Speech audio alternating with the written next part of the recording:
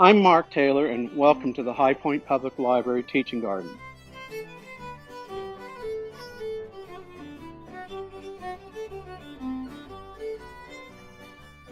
Today we're going to talk about fall extenders.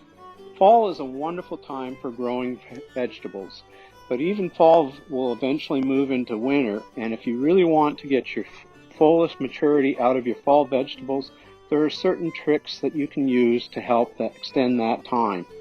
And one extender is perfect for anybody that's growing fall vegetables is building a hoop house. A hoop house is nothing more than a frost cover blanket and some sort of support to keep it off of the plants that you're growing in the fall. The hoops can be made from anything. I use PVC piping here at the library because it's easy to store. They come in 10-foot lengths, which is perfect for a normal 8x4 garden raised bed. You can use bamboo poles, but they become brittle with the cold and they will break if the wind gets too strong. We're going to start with taking out our PVC pipes, and then we're going to put the pipes one at a time into the ground. Be sure to be noticing around you as you're doing this where your plants are. You do not want to put the pipe down through the root system because then you will lose the plant. I like to use 4 PVC pipes as the hoops. That gives a little more rigidity when I put the cover back over top of it.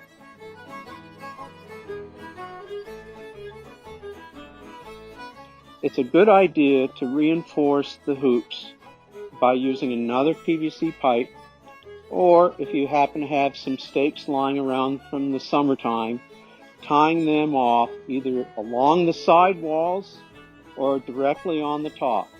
I prefer the top simply because when I flip the cover over, I don't have to worry about something in front of me when I'm trying to pick vegetables that are ready for harvesting.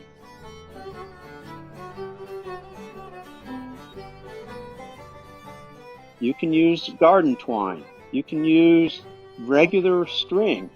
You can use hemp rope.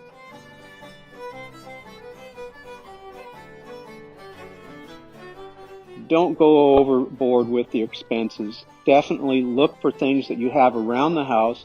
Twist ties are another thing that you can use. The frost cover is just something that is simple and light and can be dragged across your raised bed. They come in different sizes.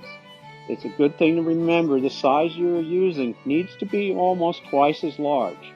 Otherwise, if you take just an 8x4 cover, it's not going to work because you're already a foot or two more above your garden's bed. So you've lost that height and the length of the bed cover. So I like to use the 10x12 bed covers. And once I get it dragged over top of the hoops, I can make sure it goes down completely over all 4 ends and then finally secure it down to the ground with something heavy. Last thing you want is to come back after putting your covers on during a cold night and find your frost covers missing and your vegetables have all frozen. Straw is a really good tool to use in gardening. In the fall, cooler nights means vegetables are going to cool down quickly if the soil is cold. One way to keep the soil warmer longer is to use the straw. The one thing you don't want to do though is completely bury your plant in straw because that will have the opposite effect on moisture. Instead of controlling the moisture in the soil, you're actually keeping the moisture too close to the plant. You can manipulate the straw levels for the plants as they get older and more mature. And you spread the straw out further away from the leaves so it's not directly coming into contact with the plants. The other thing with the straw that people don't realize is that it will break down over time and it becomes a great compost that you can turn into the soil at the end of the season. Also, straw is very cheap to purchase. 1 bale should be enough to do at least 3 8x4 beds.